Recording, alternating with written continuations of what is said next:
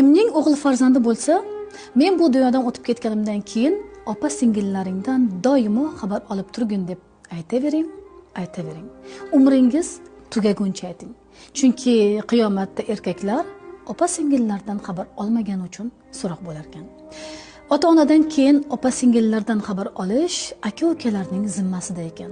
Rivoyatlarda shunday deyiladi. Bir solih kishi birodari bilan qabristonning oldidan o'tib ketayotib, bir qabrga daraxtning novdasini qo'ydilar. Shu qabrdagi odam qabrda azoblanyapti. Shu novda so'liguncha azobi yengillanib turadi dedilar. Odamlar bu odam qanday gunoh qilgan deb u kishidan so'rasalar, bu yigitning butun tanasi yonyapti. Faqatgina o'ng qo'li yonmayapti deyishdi. Sababi u opa singillardan xabar olmagan ekan.